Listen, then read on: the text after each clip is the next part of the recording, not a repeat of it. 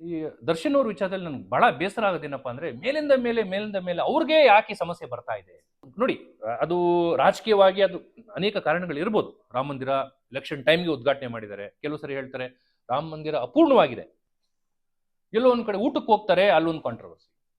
ಯಾರಿಗೋ ಮಾತಾಡ್ಸ್ ಬರ್ತಾರೆ, ಅಲ್ಲೊಂದು ಕಾಂಟ್ರವರ್ಸಿ. ಯಾರಿಗೋ ಫೋನ್ ಮಾಡ್ತಾರೆ, ಅಲ್ಲೊಂದು ಕಾಂಟ್ರವರ್ಸಿ. ಈಗ ತಮ್ಮ ಮನೆಯದು ಒಂದು ಪರಿಸ್ಥಿತಿ ಪಾಪ ಬಂದಿದೆ. ನನ್ನ ಪ್ರಕಾರ ಅದು ಅವರ ವೈಯಕ್ತಿಕ ವಿಚಾರ.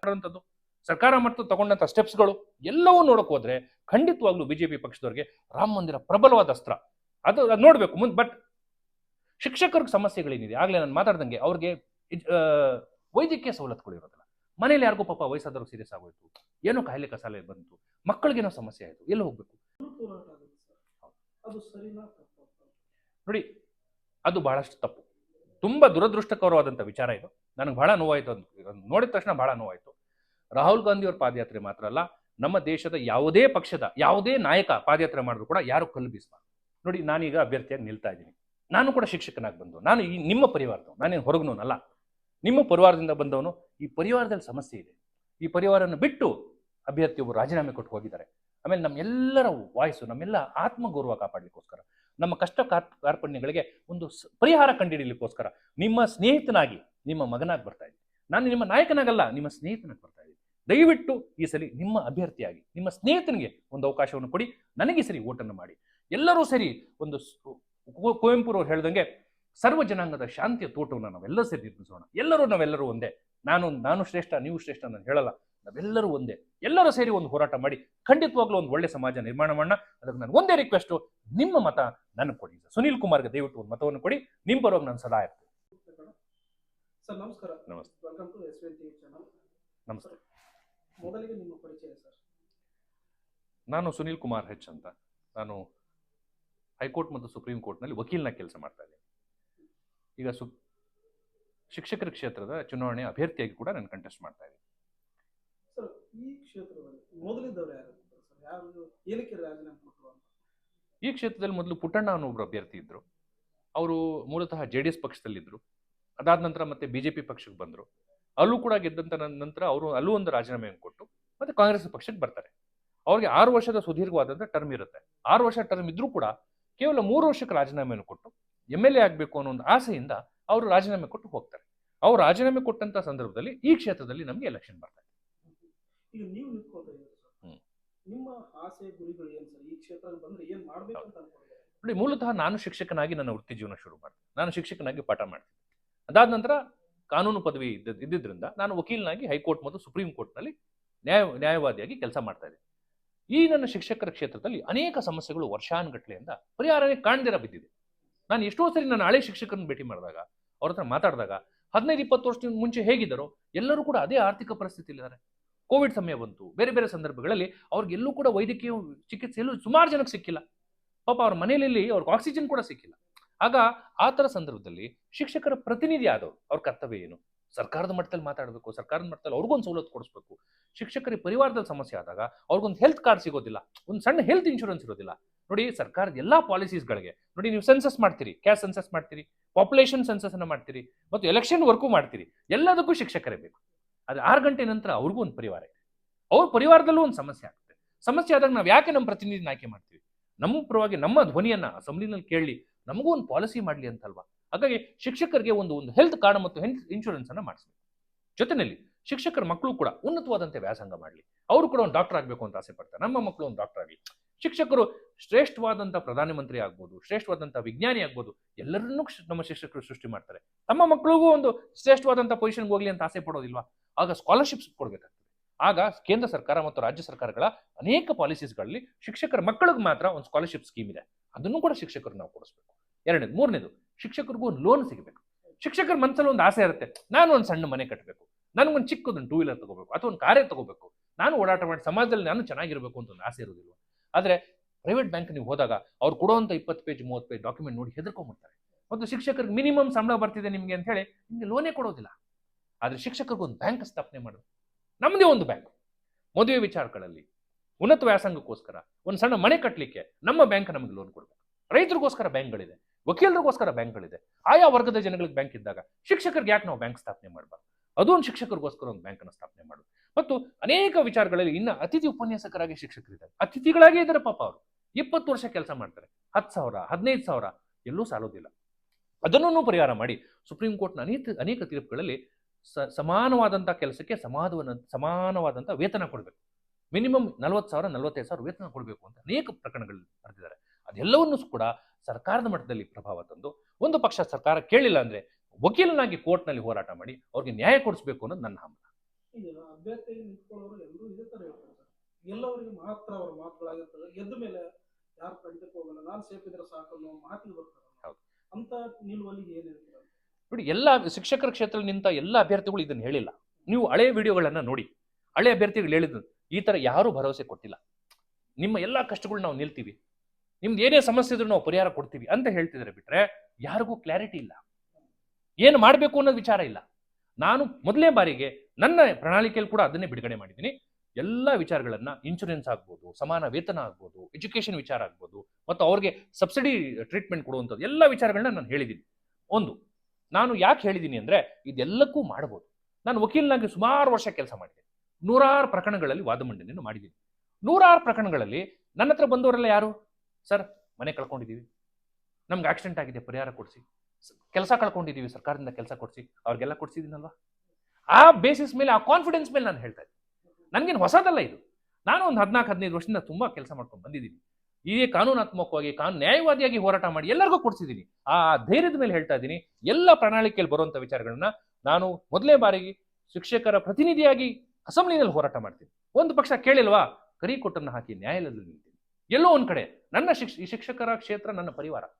ನಾನು ಇಲ್ಲಿ ಶಿಕ್ಷಕನಾಗಿದ್ನಲ್ಲ, ನಾನು ನನ್ನ ಪರಿವಾರ ಸಮಸ್ಯೆ ಇದ್ದಾಗ ಯಾವ ಶಿಕ್ಷಕನಾದ್ರೂ ಬಿಡಬೇಕಾದನ್ನ. ನಾನು ಉನ್ನತವಾದ ಸ್ಥಾನಕ್ಕೆ ಎಲ್ಲೋ ಹೋಗ್ಬೋದು, ಬಟ್ ಶುರು ಮಾಡಿದ ನನ್ನ ಮೊದಲನೇ ಹೆಜ್ಜೆ ಅದೇ ಅಲ್ವಾ? ಆ ಹೆಜ್ಜೆಗೆ ಸಮಸ್ಯೆ ಆದಾಗ ನಾನು ಮತ್ತೆ ಪರಿವಾರದ ಮೆಂಬರ್ ಆಗಿ ವಾಪಸ್ ಬರ್ತಾ ಇದ್ದೆ. ಹಾಗಾಗಿ ಇಲ್ಲೂ ಕೂಡ ಬದಲಾವಣೆ ತರೋಣ, ಶಿಕ್ಷಕರ ಜೀವನದಲ್ಲಿ ಅವ್ರ ಪರಿವಾರದಲ್ಲಿ ಕೂಡ ಬದಲಾವಣೆ ಆಗ್ಲಿ ಅನ್ನೋದು ನನ್ನ ಆಸೆ ಅಷ್ಟೇ. ಈಗ ರಾಮ ಮಂದಿರ ಉದ್ಘಾಟನೆ ಆಗಿದೆ ಸರ್, ಇದು ಬಿಜೆಪಿಯವರ ಮುಂದಿನ ಆಲೋಚನೆ ಇಟ್ಕೊಂಡು ಈ ಟೈಮಲ್ಲಿ ಓಪನ್ ಮಾಡಿದ್ದಾರೆ ಅಂತ ಹೇಳ್ತಾರೆ. ಅದಕ್ಕೆ ಏನು ನಿಮ್ಮ ನೋಡಿ, ಅದು ರಾಜಕೀಯವಾಗಿ ಅದು ಅನೇಕ ಕಾರಣಗಳು ಇರ್ಬೋದು. ರಾಮ ಮಂದಿರ ಎಲೆಕ್ಷನ್ ಟೈಮ್ಗೆ ಉದ್ಘಾಟನೆ ಮಾಡಿದ್ದಾರೆ. ಕೆಲವು ಸರಿ ಹೇಳ್ತಾರೆ ರಾಮ ಮಂದಿರ ಅಪೂರ್ಣವಾಗಿದೆ, ಆದ್ರೂ ಕೂಡ ಉದ್ಘಾಟನೆ ಮಾಡಿದ್ದಾರೆ ಅಂತ ಕೆಲವು ಅಲಿಗೇಷನ್ಸ್ ಇದೆ. ಅದು ರಾಜಕೀಯ ಕಾರಣಗಳಿದೆ, ಇಲ್ಲ ಅಂತ ನಾನು ಹೇಳಕ್ ಹೋಗಲ್ಲ. ಬಟ್ ರಾಮ ಮಂದಿರ ಒಂದು ವಿಚಾರ ಬಿಜೆಪಿ ಪಕ್ಷಕ್ಕೆ ಸ್ಪೆಸಿಫಿಕಲಿ ಪ್ರಬಲವಾದಂತ ಒಂದು ಓಟಿನ ಅಸ್ತ್ರ ಆಗ್ತದೆ, ಖಂಡಿತವಾಗ್ಲಾಗುತ್ತೆ. ಬಿಕಾಸ್ ಉತ್ತರ ಭಾರತದ ಕಡೆ ವಿಶೇಷವಾಗಿ ಉತ್ತರ ಭಾರತ ಕಡೆ ಅನೇಕರು ಈ ರಾಮ ಮಂದಿರ ವಿಚಾರದ ಮೇಲೆ ಓಟನ್ನು ಹಾಕ್ತಾರೆ. ಬಟ್ ನೀವು ಸ್ವಲ್ಪ ದಕ್ಷಿಣ ಭಾರತ ಕಡೆ ಬಂದ್ರೆ ನಮ್ಮ ಜನ ಹೇಗೆ ರಾಮ ಮಂದಿರದ ಪ್ರಕರಣಗಳ ಜೊತೆನಲ್ಲಿ ಡೆವಲಪ್ಮೆಂಟ್ ಬಗ್ಗೆ ಕೂಡ ಕ್ವಶನ್ಸ್ ಅನ್ನು ಕೇಳ್ತಾರೆ. ನೀವೇನು ಅಭಿವೃದ್ಧಿ ಮಾಡಿದ್ದೀರಿ? 5 ವರ್ಷ ನಮಗೆ ಎಷ್ಟು ಉದ್ಯೋಗಗಳನ್ನ ಸೃಷ್ಟಿ ಮಾಡಿಕೊಟ್ಟಿದ್ದೀರಿ? ಎಷ್ಟು ರಸ್ತೆಗಳನ್ನು ನಿರ್ಮಿಸಿದ್ದೀರಿ? ಎಷ್ಟು ಕಂಪನಿಗಳು ಓಪನ್ ಆಗಿದೆ? ಮತ್ತು ಎಷ್ಟು ಪದಾರ್ಥಗಳ ಬೆಲೆಯನ್ನು ಕಮ್ಮಿ ಮಾಡಿದ್ದೀರಿ? ಸೊ ಈ ವಿಚಾರಗಳು ಕೂಡ ಈ ಸದರ್ನ್ ಸ್ಟೇಟ್ಸ್ ಅಂತ ನೀವು ಬಂದ್ರೆ ಇವೆಲ್ಲ ವಿಚಾರ ಬರ್ತದೆ. ಬಟ್ ರಾಮ ಮಂದಿರ ಉದ್ಘಾಟನೆ ಮಾಡಿರೋದು ಒಂದು ಎಲೆಕ್ಷನ್ ವಿಚಾರದಲ್ಲಿ ಅವ್ರಿಗೆ 100% ಒಂದು ಪ್ಲಸ್ ಪಾಯಿಂಟ್ ಆಗ್ತದೆ. ಬಟ್ ಅದಕ್ಕೆ ಸಾಕಷ್ಟು ಶ್ರಮ ಕೂಡ ಅವ್ರು ಪಟ್ಟಿದ್ದಾರೆ. ನಾವು ಯಾವುದೋ ಪಕ್ಷ ಅಧಿಕಾರಕ್ಕೆ ಬಂದ ತಕ್ಷಣ ರಾಮ ಮಂದಿರ ಕಟ್ಟರು ಅಂತ ಹೇಳಕ್ಕಾಗಲ್ಲ. ಬಟ್ ಅದರಿಂದ ಅವರ ಫೌಂಡೇಶನ್, ಅದರಿಂದ ಅವ್ರು ಮಾಡಿರುವಂತ ಕೆಲಸ, ಅದಕ್ಕೋಸ್ಕರ ಕಾನೂನಾತ್ಮಕವಾಗಿ ಸುಪ್ರೀಂ ಕೋರ್ಟ್ನಲ್ಲಿ ಹೋರಾಟ ಮಾಡುವಂಥದ್ದು, ಸರ್ಕಾರ ಮತ್ತು ತಗೊಂಡಂತ ಸ್ಟೆಪ್ಸ್ಗಳು ಎಲ್ಲವೂ ನೋಡಕ್ ಹೋದ್ರೆ ಖಂಡಿತವಾಗ್ಲೂ ಬಿಜೆಪಿ ಪಕ್ಷದವರಿಗೆ ರಾಮ ಮಂದಿರ ಪ್ರಬಲವಾದ ಅಸ್ತ್ರ. ಅದು ನೋಡ್ಬೇಕು ಮುಂದೆ. ಬಟ್ ವೋಟ್ ಹಾಕುವಂತ ಪ್ರಜ್ಞಾವಂತ ಮತದಾರ ಇರ್ತಾನಲ್ಲ, ಅವನ ಮನಸ್ಸಿನಲ್ಲಿ ಏನಿದೆ ಅಂತ ಯಾರಿಗೂ ಗೊತ್ತಿಲ್ಲ. ಅವನು ಯಾವ ವಿಚಾರಗಳನ್ನು ನೋಡಿ ವೋಟ್ ಹಾಕ್ತಾನೆ? ರಾಮ ಮಂದಿರ ಒಂದೇ ವಿಚಾರ ನೋಡಿ ವೋಟ್ ಹಾಕ್ತಾನ, ಮತ್ತು ರಾಮ ಮಂದಿರ ಜೊತೆ ಅಭಿವೃದ್ಧಿನೇ ನೋಡಿ ವೋಟ್ ಹಾಕ್ತಾನ? ಎರಡನ್ನೂ ಕೂಡ ನಾವೆಲ್ಲ ಕಾದ್ ನೋಡ್ಬೇಕು. ರಾಮ ಮಂದಿರ ಅನ್ನೋ ವಿಚಾರ ಬಂದ್ರೆ ಕಾಂಗ್ರೆಸ್ ಜಾಸ್ತಿ ಪಾಲಿದೆ, ಬಿಜೆಪಿಯವರು ಇತ್ತೀಚೆಗೆ ಬಂದು ನಮ್ದು ಅಂತ ಹೇಳ್ಕೊತಾ ಇದ್ದಾರೆ. ನೋಡಿ, ರಾಮ ಮಂದಿರ ವಿಚಾರದಲ್ಲಿ ಎಲ್ಲ ಪಕ್ಷಗಳ ಪಾಲಿದೆ, ಸ್ವಲ್ಪ ಜಾಸ್ತಿ ಬಿಜೆಪಿನವ್ರ ಪಾಲಿದೆ. ಬಿಕಾಸ್ ಅಲ್ಲಿ ಬಿಜೆಪಿ ಸರ್ಕಾರ ಇದೆ ಉತ್ತರ ಪ್ರದೇಶದಲ್ಲಿ. ಕೇಂದ್ರ ಸರ್ಕಾರದಲ್ಲಿ ಕೂಡ ರಾಮ ಮಂದಿರ ವಿಚಾರಗಳಲ್ಲಿ ಅನೇಕ ಸಲ ಬಿಜೆಪಿ ಸರ್ಕಾರದಿಂದ ಅವರು ಬಹಳಷ್ಟು ಸಹಾಯ ಮಾಡಿದ್ದಾರೆ. ಏನಕ್ಕೆ? ರಾಮ ಮಂದಿರ ಕಟ್ಟಲಿಕ್ಕೋಸ್ಕರ ಬಹಳಷ್ಟು ಅವರು ಹೋರಾಟ ಮಾಡಿದ್ದಾರೆ. ಅದೇ ತಕ್ಕಗೆ ಕಾಂಗ್ರೆಸ್ನವ್ರು ಕೂಡ ಪಾಲಿದೆ. ಕಾಂಗ್ರೆಸ್ ಸರ್ಕಾರ ಇದ್ದಾಗಲೂ ಕೂಡ ಅವರು ಕೂಡ 2 ಕಮ್ಯುನಿಟಿ ಯಾರಿದ್ದಾರೋ, 2 ವರ್ಗಗಳು ಯಾರಿದ್ದಾರೋ, ಇಬ್ಬರು ಕೂಡ ಅನ್ಯೋನ್ಯವಾಗಿ ಬದುಕಲಿಕ್ಕೆ ಎಷ್ಟು ಬೇಕೋ ಅಷ್ಟು 2 ಸರ್ಕಾರಗಳು ಪ್ರಯತ್ನ ಪಟ್ಟಿವೆ. ಬಟ್ ಏನ್ ಮಾಡ್ತೀರಿ, ಅಧಿಕಾರದಲ್ಲಿ ಯಾರಿರ್ತಾರೋ ಅವ್ರಿಗೆ ಆಟೋಮೆಟಿಕಲಿ ಅಡ್ವಾಂಟೇಜ್ ಆಗ್ತದೆ. ಹಾಗಾಗಿ ಬಿಜೆಪಿ ಪಕ್ಷದವ್ರಿಗೆ ಅದು ಒಂದು ಅದ್ಭುತವಾದಂತಹ ಒಂದು ಅವಕಾಶ, ಅದನ್ನ ಪರಿಪೂರ್ಣವಾಗಿ ಬಳಸ್ಕೋತಾ ಇದ್ದಾರೆ. ಬಟ್ ಆಗ್ಲೇ ನಾನು ಹೇಳ್ದಂಗೆ ಅದಕ್ಕೆ ಶ್ರಮನೂ ಪಟ್ಟಿದ್ದಾರೆ. ದರ್ ಇಸ್ ಆಲ್ರೆಡಿ ಫೌಂಡೇಶನ್ ಇಲ್ಲ ಅಂದ್ರೆ ನೀವು ಬಿಲ್ಡಿಂಗ್ ಕಟ್ಲಿಕ್ಕೆ ಆಗಲ್ಲ. ಅದು ಏನ್ ಫೌಂಡೇಶನ್ ಮಾಡಿದ್ದಾರೆ ಅಂತ ಎಲ್ಲರ ಜನಗಳು ಗೊತ್ತು, ನಾನು ಬಾಯ್ ಬಿಟ್ಟು ಹೇಳೋ ಅವಶ್ಯಕತೆ ಇಲ್ಲ. ಫೌಂಡೇಶನ್ ಇದೆ, ಕಾನೂನಾತ್ಮಕವಾಗಿ ಸುಪ್ರೀಂ ಕೋರ್ಟ್ವರೆಗೂ ಒಂದು ಹೋರಾಟ ಮಾಡಿದ್ದಾರೆ. ಬಟ್ ಕಾಂಗ್ರೆಸ್ನವ್ರದ್ದು ಕೂಡ ಅದು ಕಾಂಟ್ರಿಬ್ಯೂಷನ್ ಇದೆ. ಬಟ್ ಏನಾಗುತ್ತೆ, ವಿಚಾರ ಇಷ್ಟೇ, ಯಾರು ಅಧಿಕಾರದಲ್ಲಿ ಇರ್ತಾರೋ, ಯಾರು ಸೀಟಲ್ಲಿ ಇರ್ತಾರೋ, ಆ ಸಂದರ್ಭದಲ್ಲಿ ಯಾವ ವಿಚಾರ ಬರುತ್ತೋ ಆಟೋಮೆಟಿಕಲಿ ಅವ್ರಿಗೆ ಅಡ್ವಾಂಟೇಜ್ ಆಗ್ತದೆ. ಹಾಗಾಗಿ ಆಟೋಮೆಟಿಕಲಿ ಬಿಜೆಪಿ ಪಕ್ಷದಲ್ಲಿ ಒಂದು ಅಡ್ವಾಂಟೇಜ್ ಆಗಿದೆ. ಶಿಕ್ಷಕರಿಗೆ ಏನ್ ಭರವಸೆ ಕೊಡ್ತೀರಾ ಸರ್? ಸ್ಟ್ರಾಂಗ್ ಬಲವಾದ ನಂಬಿಕೆ ಬರೋ ರೀತಿ. ಒಂದು ನಾನು ಫಸ್ಟ್ ಬೇಸರ ಆಗಿದ್ದೇನಪ್ಪ ಅಂದ್ರೆ ಒಂದು ಶಿಕ್ಷಕರ ಒಂದು ಧ್ವನಿ ಇಲ್ಲ ನಮಗೆ. ಒಂದು ಅಸೆಂಬ್ಲಿನಲ್ಲಿ ಬೇರೆ ಬೇರೆ ವರ್ಗಗಳ ಪರವಾಗಿ, ಈಗ ರೈತರ ಪರವಾಗಿ ಒಂದು ಧ್ವನಿ ಇದೆ, ಮಾತಾಡ್ತಾರೆ, ಮತ್ತು ಕಾರ್ಮಿಕರ ಪರವಾಗಿ ಒಂದು ಧ್ವನಿ ಇದೆ, ಇಂಡಸ್ಟ್ರಿಯಲಿಸ್ಟ್ಗಳ ಪರವಾಗಿ ಒಂದು ಧ್ವನಿ ಇದೆ, ಉದ್ಯಮಿಗಳು ಸಮಸ್ಯೆ ಆಗೋಯ್ತು ನಾವು ಮುಚ್ತೀವಿ ಅಂದ್ರೆ ಎಲ್ಲರ ಧ್ವನಿ ಬಂದ್ಬಿಡುತ್ತೆ, ಉದ್ಯಮಿಗಳು ಹೋಗ್ಬಾರ್ದು, ಉದ್ಯಮಿಗಳು ಬೇಕು. ಶಿಕ್ಷಕರ ಧ್ವನಿಯಲ್ಲಿ ಆ ಧ್ವನಿ ಫಸ್ಟ್ ನಾವು ಕೇಳಿಸ್ಬೇಕು. ಶಿಕ್ಷಕರಿಗೆ ಸಮಸ್ಯೆಗಳೇನಿದೆ, ಆಗ್ಲೇ ನಾನು ಮಾತಾಡ್ದಂಗೆ ಅವ್ರಿಗೆ ವೈದ್ಯಕೀಯ ಸವಲತ್ತುಗಳು ಇರೋದಿಲ್ಲ, ಮನೇಲಿ ಯಾರಿಗೂ ಪಾಪ ವಯಸ್ಸಾದವ್ರು ಸೀರಿಯಸ್ ಆಗೋಯ್ತು, ಏನೋ ಕಾಯಿಲೆ ಕಸಾಲೆ ಬಂತು, ಮಕ್ಕಳಿಗೇನೋ ಸಮಸ್ಯೆ ಆಯಿತು, ಎಲ್ಲಿ ಹೋಗ್ಬೇಕು? ದೊಡ್ಡ ದೊಡ್ಡ ಹಾಸ್ಪಿಟಲ್ಗೆ ಹೋಗ್ತಾರೆ, ಲಕ್ಷಾಂತರ ರೂಪಾಯಿ ಕೊಡ್ಬೇಕು, ಎಲ್ಲಿಂದ ಕೊಡ್ತಾರೆ ಪಾಪ? ಸರ್ಕಾರದಿಂದ ಎಲ್ಲೋ ಒಂದು 5,000 10,000 ಕೊಟ್ಟರೆ ಸಾಕು ಅವ್ರಿಗೆ. ಆಗ ಯಾರ ಹತ್ರ ಕೈ ಚಾಚ್ತೀರಾ? ಒಂದು ಹೆಲ್ತ್ ಇನ್ಶೂರೆನ್ಸ್ ಪಾಲಿಸಿಯನ್ನು ಮಾಡಿಸ್ಬೇಕು ಅವ್ರಿಗೆ. ತಮ್ಮ ಇನ್ಶೂರೆನ್ಸ್ ಪಾಲಿಸಿ ಮುಖಾಂತರ ಒಂದು ಒಳ್ಳೆ ಸೌಲಭ್ಯ, ಒಳ್ಳೆ ಅದ್ಭುತವಾದಂಥ ಟ್ರೀಟ್ಮೆಂಟ್ ಅವ್ರು ತಗೋಬೇಕು. ನಮ್ಮ ಜನಪ್ರತಿನಿಧಿಗೂ ಸರ್ಕಾರಕ್ಕೂ ಅವ್ರು ಕಾಯ್ಬಾರ್ದು. That is my intention. ನಾವು ಸ್ವಾವಲಂಬಿಗಳಾಗಿ ಅವ್ರನ್ನ ಸ್ವತಂತ್ರವಾಗಿ ಬದುಕಿಸ್ಬೇಕು. ಅವರು ತಮ್ಮ ಇನ್ಶೂರೆನ್ಸ್ ಪಾಲಿಸಿ, ತಮ್ಮ ಹೆಲ್ತ್ ಕಾರ್ಡ್ ಮುಖಾಂತರ ಅವರು ತಮ್ಮ ಮೆಡಿಕಲ್ ಫೆಸಿಲಿಟಿಯನ್ನು ಬೆನಿಫಿಟ್ ಅನ್ನು ಪಡ್ಕೋಬೇಕು. ಎರಡನೇ ವಿಚಾರ, ಶಿಕ್ಷಕರು ಕೂಡ ಸರಿ ಸಮಾನಂತ ವೇತನ ಸಿಗಬೇಕು. ಏನು ಸರ್, ಬೇರೆ ಬೇರೆ ರಾಜ್ಯಗಳು, ಬೇರೆ ಬೇರೆ ದೇಶಗಳಿಂದ ಬೇರೆ ಬೇರೆಯವರೆಲ್ಲ ಬಂದು ಒಂದು ಸೆಕ್ಯೂರಿಟಿ ಕೆಲಸ ಮಾಡ್ತಾರೆ, ಇವತ್ತು 20,000 ಸಂಪಾದನೆ ಮಾಡ್ತಾರೆ, 20-25,000. ಶಿಕ್ಷಕರು ಈಗಲೂ 8-10,000ಕ್ಕೆ ಅಂದರೆ ಬೇಸರ ಆಗೋದಿಲ್ಲ. ನನಗೆ ಬೇಸರ ಆಗೋದು 15 ವರ್ಷ 20 ವರ್ಷ ನನ್ನ ಗುರುಗಳು, ನನಗೆ ಪಾಠ ಮಾಡಿದಂಥ ಗುರುಗಳು ನಾನು ಯಾವಾಗಲಾದ್ರೂ ಹೋಗಿ ಮಾತಾಡಿಸಿದಾಗ ಅವಾಗ ಹೇಗಿದ್ರು ಈಗಲೂ ಹಾಗೆ ಇದೆ. ಎಲ್ಲಿ ನೀವು ಪರಿವರ್ತನೆ ತಂದಿದ್ರಿ? 15 ವರ್ಷದಿಂದ ಒಬ್ಬರು ಅಭ್ಯರ್ಥಿಗೆ ನೀವು ಅವಕಾಶ ಕೊಟ್ರಿ, ಮಾಡಿದ್ದಾರೆ ಸಣ್ಣ ಪುಟ್ಟ ಕೆಲಸ, ಸಾಕಾ? 15 ವರ್ಷ sir, it's very short time, huge time. 15 ವರ್ಷ ಸಮಯ ಅಲ್ಲ. 15 ವರ್ಷದಲ್ಲಿ ನಾವು ಎಲ್ಲೋ ಹೋಗ್ಬಿಟ್ಟಿದ್ದೀವಿ. ಬಹಳಷ್ಟು ಪ್ರಪಂಚ ಮುಂದುವರೆದ್ಬಿಟ್ಟಿದೆ, ಟೆಕ್ನಾಲಜಿ ಅಡ್ವಾನ್ಸ್ ಆಗ್ಬಿಟ್ಟಿದೆ. ಬಟ್ ನಾವು ಯಾಕೆ ಮಾಡೋಕ್ಕಾಗ್ತಿಲ್ಲ? ಯಾಕಂದ್ರೆ ನಾವು ಅಸೆಂಬ್ಲಿನಲ್ಲಿ ಅವ್ರ ಪರವಾಗಿ ಎಲ್ಲೂ ಧ್ವನಿ ಎತ್ತಾ ಇಲ್ಲ, ಅವ್ರ ಪರವಾಗಿ ಸರ್ಕಾರದ ಮೇಲೆ ಪ್ರಭಾವ ಹಾಕಿ ಯಾವ ಪಾಲಿಸಿಗಳನ್ನೂ ಮಾಡಿಸ್ತಾ ಇಲ್ಲ. ಶಿಕ್ಷಕರ ಮಕ್ಕಳು, ಅವ್ರಿಗೂ ಒಂದು ಆಸೆ ಇರುತ್ತೆ, ನಾವು ಎಂತೆಂಥ ವಿಜ್ಞಾನಿ ಆದವನಿಗೆಲ್ಲ ಪಾಠ ಮಾಡಿದ್ದೀವಿ, ಪ್ರಧಾನಮಂತ್ರಿಗಳಿಗೂ ನಾವೇ ಪಾಠ ಮಾಡಿದ್ದೀವಿ, ಎಲ್ಲ ಇಲ್ಲಿಂದ ಬೆಳೆದವರೇ ದೊಡ್ಡ ದೊಡ್ಡ ವ್ಯಕ್ತಿಗಳಾಗ್ತಾರೆ. ನಾನು ಅಲ್ಲಿಂದ ಬಂದವನಿಗೆ ದೊಡ್ಡ ವ್ಯಕ್ತಿ, ನನ್ನ ಶಿಷ್ಯ ವಕೀಲನಾಗಿದ್ದಾನೆ ಅಂತ ನನ್ನ ಶಿಕ್ಷಕರು, ನನ್ನ ಗುರುಗಳು ಕೂಡ ಖುಷಿಯಾಗಿ ಹೇಳ್ಕೊಂಡಾಗ ನನಗೂ ಖುಷಿ ಆಗುತ್ತೆ. ಆದರೆ ಶಿಕ್ಷಕರ ಮಕ್ಕಳು, ಅವ್ರ ಮಕ್ಕಳಿಗೂ ಕೂಡ ನಮ್ಮ ಮಗ ಡಾಕ್ಟರ್ ಆಗಲಿ, ನಮ್ಮ ಮಗ ಒಬ್ಬ ಸೈಂಟಿಸ್ಟ್ ಆಗಲಿ ಅಂತ ಹೇಳಿದಾಗ ಅವ್ರಿಗೆ ಉನ್ನತವಾದಂಥ ವ್ಯಾಸಂಗಕ್ಕೆ ಎಷ್ಟು ಲಕ್ಷಾಂತರ ರೂಪಾಯಿ ಖರ್ಚಾಗ್ತದೆ, ಅದಕ್ಕೊಂದು ಲೋನ್ ಕೂಡ ಸಿಗೋದಿಲ್ಲ. ಹಾಗಾಗಿ ಅವ್ರಿಗೊಂದು ಬ್ಯಾಂಕ್ ಆಗಬೇಕು. ಮತ್ತು ಕೇಂದ್ರ ಸರ್ಕಾರ, ರಾಜ್ಯ ಸರ್ಕಾರಗಳ ಅನೇಕ ಪಾಲಿಸಿಗಳಲ್ಲಿ ಮಕ್ಕಳಿಗೆ, ಮತ್ತು ಅವರು ಕೂಡ ಅನೇಕ ಕಷ್ಟಪಟ್ಟು ದುಡ್ಡನ್ನು ಸಂಪಾದನೆ ಮಾಡಿ ಸಣ್ಣ ಪುಟ್ಟ ಸೇವಿಂಗ್ಸ್ ಅನ್ನು ಇಟ್ಕೊಂಡು ಸಣ್ಣ ಮನೆ ಕಟ್ಟಬೇಕು ಅಂತಾರೆ, ಅದಕ್ಕೂ ಲೋನ್ ಸಿಗೋದಿಲ್ಲ. ಅದಕ್ಕೂ ಒಂದು ಬ್ಯಾಂಕನ್ನು ಸೃಷ್ಟಿ ಮಾಡೋಣ. ವೇತನ, ಮರ್ಯಾದೆ, ಗೌರವ ಎಲ್ಲವನ್ನು ಕೊಡಿಸ್ಬೇಕು. ಎಲ್ಲದಕ್ಕಿಂತ ಹೆಚ್ಚಾಗಿ ಶಿಕ್ಷಕರು ಕಳ್ಕೊಂಡಂಥ ನ್ಯಾಯ, ಆ ನ್ಯಾಯ ಅವ್ರಿಗೆ ಸಿಗಬೇಕು. ಆ ನ್ಯಾಯ ಯಾವಾಗ ಸಿಗುತ್ತೆ? ನೀವು ಶಿಕ್ಷಕರ ಧ್ವನಿಯನ್ನು ಅಸೆಂಬ್ಲಿನಲ್ಲಿ ಕೇಳಬೇಕು. ಅಸೆಂಬ್ಲಿಯಲ್ಲಿ ಕಂಟಿನ್ಯೂಸ್ ಆಗಿ ನೀವು ಕೇಳ್ತಾ ಶುರು ಮಾಡಿದ್ರೆ ಇಡೀ ಸಮಾಜ ಅದರ ಬಗ್ಗೆ ಚರ್ಚೆ ಶುರು ಆಗ್ತದೆ. ಚರ್ಚೆ ಶುರು ಆಯಿತು ಅಂದ್ರೆ ಚರ್ಚೆಯಿಂದ ಪರಿಹಾರ ಸಿಗುತ್ತೆ. ಆ ಪರಿಹಾರ ಕೊಡಿಸ್ಲಿಕ್ಕೆ ನಾನು ಬಂದೆ.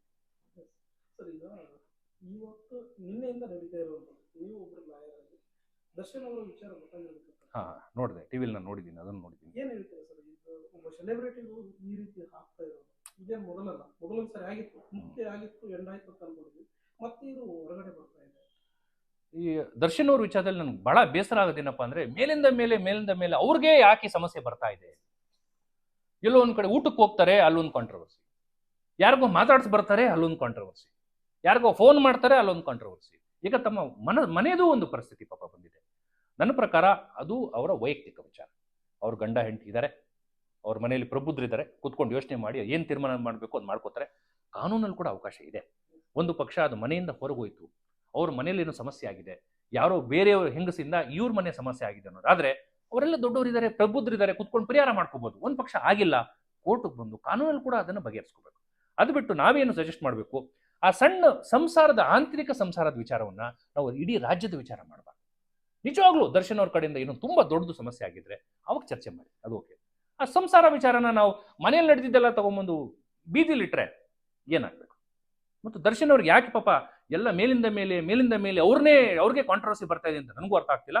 ಮತ್ತು ಒಬ್ಬ ಮಹಿಳೆ ಅವರು ಪಾಪ ಇನ್ನೊಬ್ರು ಯಾರೋ ಒಬ್ರು ಆಕ್ಟ್ರೆಸ್ ಹಾಕಿದ್ದಾರೆ, ರಿಲೇಶನ್ಶಿಪ್ ಅದು ಇದು ಅಂತ ಹಾಕಿದ್ದಾರೆ, ಅವರು ಕೂಡ ಆನ್ಲೈನಲ್ಲಿ ಪೋಸ್ಟ್ ಮಾಡುವಾಗ ಆನ್ಲೈನಲ್ಲಿ ಒಂಚೂರು ಯೋಚನೆ ಮಾಡಬೇಕು. ಯಾಕಂದ್ರೆ ಫ್ರೆಂಡ್ ಅಂತ ನೀವು ಹೇಳಿದಾಗ, ರಿಲೇಷನ್ ಅಂತ ಹೇಳಿದಾಗ ಒಂಚೂರು ಯೋಚನೆ ಮಾಡಬೇಕು. ದರ್ಶನ್ಗೂ ಕೋಟ್ಯಾಂತರ ಅಭಿಮಾನಿಗಳಿದ್ದಾರೆ, ಅಭಿಮಾನಿಗಳಿಗೂ ನೋವಾಗ್ತದೆ. ಆಮೇಲೆ ಎಲ್ಲೋ ಮೀಡಿಯಾದಲ್ಲಿ ಕೆಟ್ಟ ಒಪಿನಿಯನ್ ಬಂದಾಗ ದರ್ಶನ್ ಅವ್ರಿಗೂ ಪಾಪ ಬೇಸರ ಆಗ್ತದೆ. ಹಾಗಾಗಿ ಅವ್ರು ಸೆಲೆಬ್ರಿಟಿ ಅಂತ ಹೇಳಿದಾಗ ನಾವು ಅವ್ರು ಹೇಗೆ ಸಮಾಜಕ್ಕೆ ಒಳ್ಳೆ ಕೆಲಸ ಮಾಡ್ತಾರೆ, ಒಳ್ಳೊಳ್ಳೆ ಟಾಪಿಕ್ ಇರುವಂತ, ಈಗ ಕಾಟೇರ ಸಿನಿಮಾ ಮಾಡೋದು, ಸಮಾಜಕ್ಕೆ ಒಳ್ಳೆ ಮೆಸೇಜ್ ಕೊಡುವಂತ ಸಿನಿಮಾ ಮಾಡೋದು, ಮತ್ತು ಅವ್ರ ಕೈಲಾದಂತ ಸಾವಿರಾರು ಜನಕ್ಕೆ ಸಹಾಯ ಮಾಡಿರ್ತಾರೆ. ಹಾಗಿದ್ದಾಗ ನಾವು ಕೂಡ ಅವರ ಮಾನ ಏನಿದೆಯೋ ಆ ಮಾನ ರಕ್ಷಣೆ ಮಾಡೋದ್ರಲ್ಲಿ ನಮ್ಮ ಕರ್ತವ್ಯ ಇದೆ. ಸಾರ್ವಜನಿಕರಾಗಿ ನಾವೆಲ್ಲರೂ ಅದ್ರ ಜೊತೆ ಕೈ ಜೋಡಿಸ್ಬೇಕು. ಸಂಸಾರ ಅಂತ ವಿಚಾರ ಬಂದಾಗ ಆದಷ್ಟು ಯಾರು ಕೈ ಹಾಕಕ್ಕೆ ಹೋಗ್ಬಾರ್ದು. ಅದ್ರ ಬಗ್ಗೆ ಯಾರು ಕಮೆಂಟ್ ಮಾಡಕ್ ಹೋಗ್ಬಾರ್ದು. ಅದು ಅವರಷ್ಟು ಅವರೇ ಸರ್ ಮಾಡ್ಕೋತಾರೆ. ಇಲ್ಲಾಂದ್ರೆ ಕೋರ್ಟು ಕಾನೂನು ಎಲ್ಲವೂ ಇದೆ, ಕಾನೂನಾತ್ಮಕವಾಗಿ ಅದಕ್ಕೆ ಪರಿಹಾರ ತಗೋ. ರಾಹುಲ್ ಗಾಂಧಿ ಅವರು ಪಾದಯಾತ್ರೆ ಕೈಗೊಂಡು ಹೋರಾಟ ಆಗುತ್ತೆ ಸರ್, ಅದು ಸರಿನಾ ತಪ್ಪಾ? ನೋಡಿ, ಅದು ಬಹಳಷ್ಟು ತಪ್ಪು, ತುಂಬಾ ದುರದೃಷ್ಟಕರವಾದಂಥ ವಿಚಾರ ಇದು. ನನಗೆ ಬಹಳ ನೋವಾಯ್ತು, ನೋಡಿದ ತಕ್ಷಣ ಬಹಳ ನೋವಾಯ್ತು. ರಾಹುಲ್ ಗಾಂಧಿ ಅವ್ರ ಪಾದಯಾತ್ರೆ ಮಾತ್ರ ಅಲ್ಲ, ನಮ್ಮ ದೇಶದ ಯಾವುದೇ ಪಕ್ಷದ ಯಾವುದೇ ನಾಯಕ ಪಾದಯಾತ್ರೆ ಮಾಡಿದ್ರು ಕೂಡ ಯಾರು ಕಲ್ಲು ಬೀಸಬಾರ್ದು. ಆ ಸಂಯಮ ನಾವು ಕಳ್ಕೋಬಾರ್ದು. ಈಗ ನಾವೇನ್ ಮೆಸೇಜ್ ಅನ್ನು ಕೊಡ್ತೀವಿ? ರಾಹುಲ್ ಗಾಂಧಿ ಅವ್ರ ಪಾದಯಾತ್ರೆಗೆ ಯಾರೋ ಅಪೋಸಿಟ್ ಪಾರ್ಟಿಯವರು ಕೆಲವರು ಕಲ್ಲು ಹೊಡೆದು ಬಿಡ್ತಾರೆ. ನಾಳೆ ನಿಮ್ಮ ಪಕ್ಷದವರು ನಿಮ್ಮ ನಾಯಕರು ಬಂದಾಗ ಇನ್ನೊಬ್ರು ಕಲ್ಲು ಹೊಡಿತಾರೆ. ಸ್ವಾಮಿ, ಏನ್ ಮೆಸೇಜ್ ಕೊಡ್ತಿದ್ದೀರಿ ಯೂತ್ಗೆ ನೀವು? ಪ್ರತಿಯೊಬ್ಬ ರಾಜಕೀಯ ನಾಯಕ ತನ್ನ ಪಾಲಿಸಿಯನ್ನ, ತನ್ನ ಆಲೋಚನೆಯನ್ನ ಜನಗಳಿಗೆ ಮುಟ್ಟಿಸ್ಲಿಕ್ಕೆ ಅವನಿಗೆ ಅಧಿಕಾರ ಇದೆ. ಸಂವಿಧಾನದಲ್ಲಿ ಡಾಕ್ಟರ್ ಬಾಬಾ ಸಾಹೇಬ್ ಅಂಬೇಡ್ಕರ್ ಎಲ್ಲರಿಗೂ ಅಧಿಕಾರ ಇದೆ, ಕೊಟ್ಟಿದ್ದಾರೆ. ಹಾಗಿದ್ದಾಗ ನಮ್ಮ ನರೇಂದ್ರ ಮೋದಿ ಅವರು ಬಂದಿದ್ರು ಬೆಂಗಳೂರಿಗೆ, ನಾವು ಅಭೂತಪೂರ್ವವಾದಂತ ಸ್ವಾಗತ ಕೊಟ್ವಿ ಅಲ್ವಾ? ಎಷ್ಟು ಪ್ರೀತಿ ವಿಶ್ವಾಸದಿಂದ ಅವ್ರು ನೋಡ್ಕೊಂಡ್ವಿ. ಅಲ್ಲಿ ಏನಾದ್ರು ಯಾರೋ ಕೆಲವು ಕಿಡಿಗೇಡಿಗಳು ಕಲ್ಲು ಬೀಸಿದ್ರೆ ಎಷ್ಟು ನೋವಾಗ್ತಿತ್ತು ಬೆಂಗಳೂರಿಗೆ, ಬೆಂಗಳೂರಿನ ಜನಕ್ಕೆ, ಕರ್ನಾಟಕದ ಜನಕ್ಕೆ ಎಷ್ಟು ನೋವಾಗ್ತಿತ್ತು ಅಲ್ವಾ? ಹಾಗಾಗಿ ಯಾವುದೇ ನಾಯಕರಾಗಲಿ, ಯಾವುದೇ ಲೀಡರ್ಗಳಾಗಲಿ ಪಕ್ಷಾತೀತವಾಗಿ ಅದನ್ನು ಖಂಡಿಸ್ಬೇಕು. ಅವ್ರು ಮಾಡ್ಲಿ, ಅವರು ಪಾದಯಾತ್ರೆ ಮಾಡ್ತಿದ್ದಾರೆ, ಜನಗಳನ್ನ ಮುಟ್ಟೋಕೆ ಪ್ರಯತ್ನ ಮಾಡ್ತಿದ್ದಾರೆ. ಎಲ್ಲ ನಾಯಕರಿಗೂ ಪಾದಯಾತ್ರೆ ಮಾಡೋ ಅಧಿಕಾರ ಇದೆ. ಬಟ್ ವೋಟ್ ಹಾಕುವಂಥದ್ದು ಪ್ರಜ್ಞಾವಂತ ಮತದಾರ. ಅವನು ಹಾಕ್ತಾನೆ, ಅವನ ಮನಸ್ಸು ಏನಿದೆಯೋ, ಯಾರು ಒಳ್ಳೆ ಕೆಲಸ ಮಾಡಿದಾರೋ, ಯಾರು ಒಳ್ಳೆ ನಾಯಕ ಇದ್ದಾನೋ ಅವನಿಗೆ ವೋಟ್ ಹಾಕಿ ಹಾಕ್ತಾನೆ. ಬಟ್ ನೀವು ಪಾದಯಾತ್ರೆಗೆ, ಒಂದು ಮೀಟಿಂಗ್ಗೆ ನೀವು ಅಡ್ಡಿಪಡಿಸ್ತಾ ಇದ್ರೆ ತುಂಬಾ ಕೆಟ್ಟ ಸಂದೇಶ ನಾವು ಕೊಡ್ತೀವಿ. ಅದು ಈ ರಾಜಕೀಯ ವ್ಯವಸ್ಥೆಯಲ್ಲಿ ಬರಬಾರ್ದು ಅನ್ನೋದು ನನ್ನ ವೈಯಕ್ತಿಕವಾದಂತ ಅಭಿಪ್ರಾಯ. ನಿಮ್ಮ ವೃತ್ತಿ ಜೀವನದಲ್ಲಿ ಲೀಸಾ ಪ್ರಕಟ ಒಂದು ದೊಡ್ಡ ಪ್ರಕರಣ ಬರುತ್ತೆ, ಅದರ ಬಗ್ಗೆ? ಲೀಶಾ ಬಾಂಬ್ ಬ್ಲಾಸ್ಟ್ ಪ್ರಕರಣ ಏನಿದೆಯಲ್ಲ, ಅದು ನನ್ನ ಜೀವನದ ಅತ್ಯಂತ ಕಠಿಣವಾದಂಥ ಕೇಸ್ ಅದು, ಮತ್ತು ನನ್ನ ಮನಸ್ಸಿಗೆ ಬಹಳ ಹತ್ತಿರವಾಗಿರುವಂಥ ಪ್ರಕರಣ. ಮಲ್ಲೇಶ್ವರಂ ಬಿಜೆಪಿ ಆಫೀಸ್ ಮುಂದೆ 2012-13 ವರ್ಷದಲ್ಲಿ ಒಂದು ಬಾಂಬ್ ಬ್ಲಾಸ್ಟ್ ಆಗ್ತದೆ. Jagannath Bhavan, head office of BJP, ಅಲ್ಲಿ ಲೀಶಾ ಅಂತ ಸಣ್ಣ ಹುಡುಗಿ ನಡ್ಕೊಂಡು ಹೋಗ್ತಿರ್ತಾರೆ. ತುಂಬಾ ಹತ್ರ, ಬಾಂಬಿಂದ ತುಂಬಾ ಹತ್ರ ಇದ್ರಿಂದ ಬಾಂಬ್ ಬ್ಲಾಸ್ಟ್ ಆದ್ಮೇಲೆ ಸುಮಾರು 10-15 ಮೀಟರ್ ಆಕೆ ಹಾರಿಬಿಡ್ತಾರೆ. ತುಂಬಾ ಸೀರಿಯಸ್ ಇಂಜುರಿ ಆಗ್ಬಿಡ್ತದೆ. ಸುಮಾರು ಒಂದು ದೇಹದ 50-60% ದೇಹ ಫುಲ್ ಬೆಂದು ಹೋಗುತ್ತೆ. ತುಂಬಾ ಸೀರಿಯಸ್ ಇಂಜುರಿ ಆಗ್ತಾಳೆ, ಕೋಮಾಗಿ ಹೋಗ್ಬಿಡ್ತಾಳೆ. ಮಲ್ಟಿಪಲ್ ಆಪರೇಷನ್ಸ್ ಆಕೆಗೆ ಆಗ್ತದೆ. ಬಹಳಷ್ಟು ಬೋನ್ ಎಲ್ಲ ಪುಡಿ ಪುಡಿ ಆಗ್ಬಿಡುತ್ತೆ, ಏನೂ ಇರೋದಿಲ್ಲ, ಬಹಳಷ್ಟು ಗಂಭೀರವಾದಂಥ ಪರಿಸ್ಥಿತಿ. ಆಕೆಯ ತಂದೆ ಒಂದು ಬ್ಯಾಟ್ರಿ ಶಾಪಲ್ಲಿ ಮೆಕ್ಯಾನಿಕ್ ಕೆಲಸ ಮಾಡ್ತಾರೆ, ತುಂಬಾ ಕಡು ಹುಡುಗರು ಪಾಪ. ಆಗ ಸರ್ಕಾರದ ಮಟ್ಟದಲ್ಲಿ ಏನು ಮಾಡ್ತಾರೆ, ಕಾಂಪನ್ಸೇಷನ್ ಕೊಡ್ತಾರೆ. ಬಟ್ ನಮ್ಮಲ್ಲೊಂದು ನೀತಿ ಇದೆ, ನೀತಿ ವಿರುದ್ಧವಾಗಿ ಕೊಡೋಕ್ಕಾಗಲ್ವಲ್ಲ. ರಾಷ್ಟ್ರೀಯ ನೀತಿ ಏನು ಹೇಳುತ್ತೆ, 3 ಲಕ್ಷ ರೂಪಾಯಿ ಮಾತ್ರ ಕೊಡ್ಬೋದು. ಅಷ್ಟು ಸೀರಿಯಸ್ ಇಂಜುರಿಗೆ 3 ಲಕ್ಷ ರೂಪಾಯಿ ಎಲ್ಲಿ ಸಾಲ್ತದೆ? ಬಹಳ ಕಷ್ಟ ಆಗೋಗುತ್ತೆ. ಆಕೆ ಅನೇಕರು ದಾನ ಧರ್ಮ ಮಾಡ್ತಾರೆ, ಕೆಲವು NGOಗಳು ಸಹಾಯ ಮಾಡ್ತಾರೆ. ವೈಯಕ್ತಿಕ ನೆಲೆಗಟ್ಟಿನಲ್ಲಿ ನಾನು ಹೇಳ್ತಿರೋದು, ಮುಖ್ಯಮಂತ್ರಿ ಸಿದ್ದರಾಮಯ್ಯನವರು ಇರ್ತಾರೆ, ಆಗ ಮುಖ್ಯಮಂತ್ರಿಗಳು ಅವರೇ ಇರ್ತಾರೆ. ವೈಯಕ್ತಿಕ ನೆಲೆಗಟ್ಟಿನಲ್ಲಿ ಮುಖ್ಯಮಂತ್ರಿ ಅನ್ನೋದನ್ನು ಮರೆತು ವೈಯಕ್ತಿಕ ನೆಲೆಗಟ್ಟಿನಲ್ಲಿ ಸಿದ್ದರಾಮಯ್ಯನವರು ಸಹಾಯ ಮಾಡ್ತಾರೆ. ಯಾರಿಗೂ ಹೇಳಬೇಡ ಅಂತ ಸಹಾಯ ಮಾಡ್ತಾರೆ. ಅದನ್ನ ಅವ್ರ ತಂದೆ ನನಗೆ ಹೇಳ್ತಾರೆ, ಬಂದು ಮುಖ್ಯಮಂತ್ರಿಗಳು ಸಿದ್ದರಾಮಯ್ಯನವರು ಕರೆದು ಸೆಪರೇಟ್ ಆಗಿ ನನಗೆ 2-3 ಲಕ್ಷ ರೂಪಾಯಿ ಕೊಟ್ಟರು ಅಂತ ಹೇಳ್ತಾರೆ. ಅದನ್ನ ನಂಗೆ ಬಹಳ ಖುಷಿ ಆಯ್ತು. ನಾಯಕ ಅಂದ್ರೆ ಅವನು ಅಲ್ವಾ? ಅಧಿಕಾರ ಇರುತ್ತೆ ಹೋಗುತ್ತೆ, ನಾವು ಮಾಡೋ ಸಹಾಯ. ಸೊ ಸಿದ್ದರಾಮಯ್ಯನವರು ಸಹಾಯ ಮಾಡ್ತಾರೆ, ಅಶೋಕ್ ಅವರು, ಲೀಡರ್ ಆಫ್ ಅಪೋಸಿಷನ್ ಅಶೋಕ್ ಅವರು ಕರೆದು ಪಾಪ ಸಹಾಯ ಮಾಡ್ತಾರೆ. ಎಲ್ಲ ಪಕ್ಷಾತೀತವಾಗಿ ಸಹಾಯ ಮಾಡ್ತಾರೆ. ಬಟ್ ಯಾವುದೂ ಸಾಲೋದಿಲ್ಲ. 7 ಲಕ್ಷ 8 ಲಕ್ಷ ಎಲ್ಲಿ ಸಾಲ್ತದೆ? ಟೋಟಲ್ ನೋಡಿ, ಅವರಿಗೆ 7 ಆಪರೇಷನ್ ಆಗ್ತದೆ, 7 ಸತತ ಆಪರೇಷನ್ಗಳು. ಆಕೆ ಇವತ್ತು ಬದುಕಿದೆ ಹೆಚ್ಚು. ಹಾಗಾಗಿ ತುಂಬಾ ಕಷ್ಟ ಆಗಿ ವೈದ್ಯಕೀಯ ವೆಚ್ಚ ಬಿಲ್ಗಳು ಉಳಿದೋಗ್ತವೆ, ಬಹಳಷ್ಟು ಕಷ್ಟ ಆಗ್ಬಿಡುತ್ತೆ. ಆಗ ಆಕೆ ಕೋರ್ಟ್ ಬರ್ತಾರೆ. ಕೋರ್ಟ್ಗೆ ಬಂದಾಗ ನನ್ನ ಹೈಕೋರ್ಟ್ನಲ್ಲಿ, ಸುಪ್ರೀಂ ಕೋರ್ಟ್ ಮುಗಿಸ್ಕೊಂಡು ನಾನು ಹೈಕೋರ್ಟ್ ಬಂದಾಗ, ಹೈಕೋರ್ಟ್ನಲ್ಲಿ ನನ್ನ ಮೊದಲನೇ ಪ್ರಕರಣ ಲೀಶಾ ಪ್ರಕರಣ. 3 ವರ್ಷ ಸುದೀರ್ಘವಾಗಿ ಲೀಶಾ ಪರ ಹೋರಾಟವನ್ನು ಮಾಡಿ ಅನೇಕ ಕಷ್ಟಗಳು, ವಿಚಾರಗಳು ಬಂದಾಗ ನಾವು ಬೇರೆ ಬೇರೆ ದೇಶಗಳ ಪ್ರಕರಣಗಳನ್ನ ಕೋರ್ಟ್ ಮಾಡಿ, 9/11 ಅಟ್ಯಾಕ್ಸ್ ಆದಾಗ, ಅಮೆರಿಕದಲ್ಲಿ ಅಟ್ಯಾಕ್ಸ್ ಆದಾಗ 100 ಜನ ಸುತ್ತೋಗ್ತಾರೆ ಅಮೆರಿಕದಲ್ಲಿ. ಆಗ ಅಮೆರಿಕ ದೇಶ ಕೊಟ್ಟಂತ ಕಾಂಪನ್ಸೇಷನ್ ಪಾಲಿಸಿಗಳು, ಲಂಡನ್ನಲ್ಲಿ ಒಂದು ಟ್ರೈನ್ ಬ್ಲಾಸ್ಟ್ ಆಗ್ತದೆ, ಆಗ ಅವ್ರ ನಾಗರಿಕರು ಕೊಟ್ಟಂತ ಪಾಲಿಸಿಗಳು ಎಲ್ಲವನ್ನು ಸುದೀರ್ಘವಾಗಿ ಕೊಡ್ತೀವಿ, ತಂದು ನ್ಯಾಯಾಧೀಶ ಮುಂದೆ ಆರ್ಗ್ಯುಮೆಂಟ್ ಅನ್ನು ಮಾಡಿ 3 ವರ್ಷ ಬಹಳಷ್ಟು ಕಷ್ಟಪಡ್ತೀವಿ. ಎಷ್ಟೋ ಸರಿ ನಮಗೆ ನಂಬಿಕೆನೇ ಇರೋದಿಲ್ಲ, ಬರುತ್ತಾ 3 ಲಕ್ಷ ರೂಪಾಯಿ ಮಿನಿಮಮ್ ಕೊಡುವಂಥದ್ದು, ಅದೇ ಕೊಟ್ಟಾಯ್ತಲ್ಲ ಮತ್ತೆ ಎಲ್ಲಿ ಬರುತ್ತೆ? ಆದ್ರೂ ಕೂಡ ಏನೋ ಒಂದು ಛಲ ಇಟ್ಕೊಂಡು ಮಾಡಲೇಬೇಕು ಅಂತ ಹೇಳಿ, ಆಗ ನ್ಯಾಯಾಧೀಶ ಜಸ್ಟಿಸ್ ಬೋಪಣ್ಣ ಅಂತ ನ್ಯಾಯಾಧೀಶರು ಇರ್ತಾರೆ. ಅವರು ಒಳ್ಳೆ ನ್ಯಾಯಾಧೀಶರು, ಅವರೆಲ್ಲವನ್ನು ಪರಿಪೂರ್ಣವಾಗಿ ನೋಡಿ. ಇಂಟೆಲಿಜೆನ್ಸ್ ಫೇಲ್ಯೂರ್ ಅದು. ಬೆಂಗಳೂರಿನ ಹಾರ್ಟ್ ಆಫ್ ದ ಸಿಟಿನಲ್ಲಿ BJP office, Jagannath Bhavan head office ಮುಂದೆ ಒಂದು ಬಾಂಬ್ ಬ್ಲಾಸ್ಟ್ ಆಗುತ್ತೆ ಅಂದ್ರೆ ಜನಸಾಮಾನ್ಯರು ಹೇಗೆ ಬದುಕಬೇಕು? ಎಲ್ಲೋ ಒಂದು ಟೆರೆಸ್ಟ್ ಏರಿಯಾದಲ್ಲೋ, ಜಮ್ಮು ಕಾಶ್ಮೀರ ದಿನನಿತ್ಯ ಆಗ್ತಿರುತ್ತೆ ಟೆರೆಸ್ಟ್ಗಳಿದ್ದಾರೆ ಅಂದ್ರೆ ನಂಬಬಹುದು. ಬೆಂಗಳೂರಿನಲ್ಲಿ ಬಾಂಬ್ ಬ್ಲಾಸ್ಟ್ ಆಗ್ತಿದ್ರೆ ಪೊಲೀಸರು ಏನ್ ಮಾಡ್ತಿದ್ರಿ? It's A case of intelligence failure ಅಂತ ಹೇಳಿ ನಾವೆಲ್ಲವನ್ನು ಕನ್ವಿನ್ಸ್ ಮಾಡಿದಾಗ ಎಲ್ಲವನ್ನೂ ಪರಿಗಣನೆ ತಗೊಂಡವರು 15 ಲಕ್ಷ ರೂಪಾಯಿ, ಸುಮಾರು 15 ಲಕ್ಷ ರೂಪಾಯಿ ಆಕೆ ಕಾಂಪನ್ಸೇಷನ್ ಗ್ರಾಂಟ್ ಮಾಡ್ತಾರೆ. ಕಾಂಪನ್ಸೇಷನ್ ಬಂದ ನಂತರ ಆಕೆ ಪೂರ್ಣವಾದಂಥ ವೈದ್ಯಕೀಯ ಚಿಕಿತ್ಸೆಗಾಗ್ತದೆ. ಆದ್ರೂ ಕೂಡ ಲಾಸ್ಟಲ್ಲಿ ಒಂದು ಮನವಿಯನ್ನು ಕೇಳ್ಕೊಂತೀವಿ, ಎಲ್ಲ ಪಾಪ ತಾವು ಕೊಟ್ಟಿದ್ದೀರಿ ಕಾಂಪನ್ಸೇಷನ್ ಅನ್ನ, ಅದೆಲ್ಲ ವೈದ್ಯಕೀಯ ಚಿಕಿತ್ಸೆಗೆ ಹೋಗ್ಬಿಡುತ್ತೆ, ಮುಂದಿನ ಜೀವನಕ್ಕೆ ಬಹಳ ಕಷ್ಟ ಆಗುತ್ತೆ ಸರ್. ಏನಾದ್ರು ಸರ್ಕಾರಿ ಉದ್ಯೋಗವನ್ನು ತಾವು ಪರಿಪಾಲಿಸಬೇಕು ಅಂದಾಗ ತಮ್ಮ ವಿವೇಚನೆ ಶಕ್ತಿಯನ್ನು ಮೀರಿ ಲೀಶಾಗೆ ಒಂದು ಸರ್ಕಾರಿ ಉದ್ಯೋಗವನ್ನು ಕೊಡ್ತಾರೆ. ಆಗ ಈಗ ಆಕೆ ಡಿಪಾರ್ಟ್ಮೆಂಟ್ ಆಫ್ ಫೈರ್ ಸರ್ವಿಸಸ್ ಅಲ್ಲಿ ಸೆಕೆಂಡ್ ಡಿವಿಷನ್ ಅಸಿಸ್ಟೆಂಟ್ ಆಗಿ ಕೆಲಸ ಮಾಡ್ತಾಳೆ. ತನ್ನ ಮುರಿದು ಹೋದ ಜೀವನ ಮತ್ತೆ ರಿಬಿಲ್ಟ್ ಆಗ್ತದೆ. ಯಾವುದೇ ಫೀಸನ್ನು ತಗೊಂಡಿರ 3 ವರ್ಷ ಆಕೆ ಪರವಾಗಿ ಹೋರಾಟವನ್ನು ಮಾಡಿ ಆಕೆ ಜೀವನಕ್ಕೆ ಒಂದು ಒಳ್ಳೆ ದಾರಿಯನ್ನು ಮಾಡಿಕೊಟ್ಟದ್ದು ಬಹಳಷ್ಟು ಖುಷಿಯಾದಂಥ ಸಂಗತಿ. ಅದಾದ ನಂತರ ಇಡೀ ಬೇರೆ ಬೇರೆ ರಾಜ್ಯಗಳಲ್ಲಿ ನನ್ನ ಪ್ರಕರಣವನ್ನು ಕೋರ್ಟ್ ಮಾಡ್ತಾರೆ, ಲೀಶಾ ಪ್ರಕರಣ ಕೋರ್ಟ್ ಮಾಡ್ತಾರೆ. ಬಹಳಷ್ಟು ಚಾಲೆಂಜಿಂಗ್ ಕೇಸ್ ಇರ್ತದದು, ಅದಷ್ಟು ಈಸಿ ಅಲ್ಲ ಅದನ್ನ ಫೈಟ್ ಮಾಡ್ಲಿಕ್ಕೆ. ಅನೇಕ 3 ವರ್ಷ ವಿವಿಧವಾದಂಥ ಹಂತಗಳಲ್ಲಿ ಫೈಟ್ ಮಾಡ್ತೀವಿ. ಕೊನೆಯದಾಗ ಒಂದು ಆಗ್ತದೆ. ಈಗಲೂ ಕೂಡ ಲೀಶಾ ಯಾವಾಗಲೂ ಒಂದ್ಸರಿ ಫೋನ್ ಮಾಡಿದಾಗ ಅಥವಾ ತನ್ನ ಮೊದಲನೇ ಸಂಬಳದಲ್ಲಿ ಸ್ವೀಟ್ ತಂದು ಕೊಟ್ಟಂತ ಸಂದರ್ಭ, ತನ್ನ ಮದುವೆ ಫಿಕ್ಸ್ ಆದಾಗ ಮೊದಲನೇ ಕಾರ್ಡ್ ನಿಮಗೆ ಕೊಡಬೇಕು ಅಂತ ಬಂದದ್ದು, ಅವೆಲ್ಲವೂ ಕೂಡ ಎಂದು ಕೂಡ ನಾನು ಮರಿಲಾರ್ದಂಥ ಘಟನೆಗಳು. ಬಟ್ ನಮ್ಮ ಕೈಲಿ ಆದಂಥದ್ದು ಖಂಡಿತ ಏನೋ ಒಂದು ಬಡವರು ಬಂದಾಗ ಅಥವಾ ಯಾರೂ ಆಗಲ್ಲ ಅಂತ ಬಂದಾಗ ಏನೋ ಒಂದು ಮಾಡಬೇಕಲ್ಲ ಅನ್ನೋ ಸಂದರ್ಭದಲ್ಲಿ ಪ್ರಾಮಾಣಿಕವಾಗಿ ಮಾಡಿದ್ವಲ್ಲ, ಅದು ಈಗಲೂ ಕೂಡ ನನ್ನ ಮನಸ್ಸಲ್ಲಿ ಈಗಲೂ ಹಚ್ಚಹಸಿರಾಗಿದೆ. ಈಗ ನೀವು ಅಭ್ಯರ್ಥಿಯಾಗಿ ನಿಂತ್ಕೊಂಡ್ರೆ ವೋಟನ್ನ ಮಾಡುವಂತ ಅಭ್ಯರ್ಥಿಗಳು ನೋಡಿ, ನಾನೀಗ ಅಭ್ಯರ್ಥಿಯಾಗಿ ನಿಲ್ತಾ ಇದ್ದೀನಿ. ನಾನು ಕೂಡ ಶಿಕ್ಷಕನಾಗಿ ಬಂದು, ನಾನು ಈ ನಿಮ್ಮ ಪರಿವಾರದವನು, ನಾನೇನು ಹೊರಗಿನವನಲ್ಲ, ನಿಮ್ಮ ಪರಿವಾರದಿಂದ ಬಂದವನು. ಈ ಪರಿವಾರದಲ್ಲಿ ಸಮಸ್ಯೆ ಇದೆ. ಈ ಪರಿವಾರವನ್ನು ಬಿಟ್ಟು ಅಭ್ಯರ್ಥಿಯೊಬ್ಬರು ರಾಜೀನಾಮೆ ಕೊಟ್ಟು ಹೋಗಿದ್ದಾರೆ. ಆಮೇಲೆ ನಮ್ಮೆಲ್ಲರ ವಾಯ್ಸು, ನಮ್ಮೆಲ್ಲ ಆತ್ಮಗೌರವ ಕಾಪಾಡಲಿಕ್ಕೋಸ್ಕರ, ನಮ್ಮ ಕಷ್ಟ ಕಾರ್ಪಣ್ಯಗಳಿಗೆ ಒಂದು ಪರಿಹಾರ ಕಂಡುಹಿಡಲಿಕ್ಕೋಸ್ಕರ ನಿಮ್ಮ ಸ್ನೇಹಿತನಾಗಿ, ನಿಮ್ಮ ಮಗನಾಗಿ ಬರ್ತಾ ಇದ್ದೀನಿ. ನಾನು ನಿಮ್ಮ ನಾಯಕನಾಗಲ್ಲ, ನಿಮ್ಮ ಸ್ನೇಹಿತನಾಗಿ ಬರ್ತಾ ಇದ್ದೀನಿ. ದಯವಿಟ್ಟು ಈ ಸರಿ ನಿಮ್ಮ ಅಭ್ಯರ್ಥಿಯಾಗಿ ನಿಮ್ಮ ಸ್ನೇಹಿತನಿಗೆ ಒಂದು ಅವಕಾಶವನ್ನು ಕೊಡಿ. ನನಗೆ ಸರಿ ಓಟನ್ನು ಮಾಡಿ. ಎಲ್ಲರೂ ಸರಿ ಒಂದು ಕುವೆಂಪುರವ್ರು ಹೇಳ್ದಂಗೆ ಸರ್ವ ಜನಾಂಗದ ಶಾಂತಿಯ ತೋಟವನ್ನು ನಾವೆಲ್ಲ ಸೇರಿ ನಿರ್ಮಿಸೋಣ. ನಾವೆಲ್ಲರೂ ಒಂದೇ. ನಾನು ಶ್ರೇಷ್ಠ, ನೀವು ಶ್ರೇಷ್ಠ ನಾನು ಹೇಳಲ್ಲ, ನಾವೆಲ್ಲರೂ ಒಂದೇ. ಎಲ್ಲರೂ ಸೇರಿ ಒಂದು ಹೋರಾಟ ಮಾಡಿ ಖಂಡಿತವಾಗ್ಲೂ ಒಂದು ಒಳ್ಳೆ ಸಮಾಜ ನಿರ್ಮಾಣ ಮಾಡೋಣ. ಅದಕ್ಕೆ ನಾನು ಒಂದೇ ರಿಕ್ವೆಸ್ಟು, ನಿಮ್ಮ ಮತ ನನಗೆ ಕೊಡಿ. ಸುನೀಲ್ ಕುಮಾರ್ಗೆ ದಯವಿಟ್ಟು ಒಂದು ಮತವನ್ನು ಕೊಡಿ. ನಿಮ್ಮ ಪರವಾಗಿ ನಾನು ಸದಾ ಇರ್ತೀನಿ. Thank you.